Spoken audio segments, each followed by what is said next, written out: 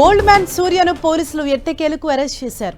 హైదరాబాద్ నుంచి పారిపోతుండగా షాద్ నగర్ లో పోలీసులు అరెస్ట్ చేశారు. తక్కువ ధరకే బంగారం ఇస్తామంటూ చెప్పి నమ్మించి భారీ మోసాలకు పాల్పడ్డాడు.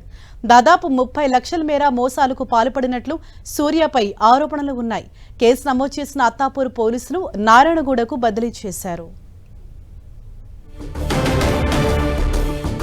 దీనిపై మరింత సమాచారం మా ప్రతినిధి కిరణ్ మనకు అందిస్తారు. కిరణ్, హరీష, తక్కువ రేటుకు బంగారాన్ని ఇప్పిస్తానంటూ కూడా మోసానికి పాల్పడ్డ గోల్డ్ మ్యాన్ సూర్యను ఎట్టకేలకు హైదరాబాద్ పోలీసులు షాద్ నగర్ లో అరెస్ట్ చేశారు. ఈ రోజు ఉదయం కొద్దిసేపటి క్రితమే ఆయనను నారాయణగూడ పిఎస్ కి తరలించి విచారణ చేసి కొద్దిసేపటి క్రితమే రిమాండ్ చేశారు. అయితే వాస్తవానికి ఇతడు తక్కువ ధరకు విదేశీ బంగారాన్ని ఇస్తానంటూ కూడా ఒక బాధితుని మోసం చేసిన కేసులో నిన్న ఇతడి మీద కూడా అత్తాపూర్ పిఎస్ లో 0 FR నమోదైంది. ఆ తర్వాత ఆ కేసును నారాయణగూడ పిఎస్ కు బదిలీ చేశారు. దీంతో అప్పటి నుంచి అతడి మీద FIR నమోదైన తర్వాత కూడా అందుబాటులో లేకుండా అతడు అజ్ఞాతంలోకి వెళ్ళాడు. ఎట్టకేలకు కొంత పక్కా సమాచారంతో కూడా హైదరాబాద్ నుంచి అతడు ఇతర ప్రాంతాలకి వెళ్లిపోతుండగా పోలీసులు పక్కా సమాచారం అందుకొని షాద్ నగర్ సమీపంలో కూడా అదుపులోకి తీసుకుని అతన్ని స్టేషన్ కి తరలించి ఆ తర్వాత ఈ కేసుకు సంబంధించి వివరాలను కూడా తెలుసుకునే ప్రయత్నం చేశారు. అయితే ఈ కేసుకు సంబంధించి కూడా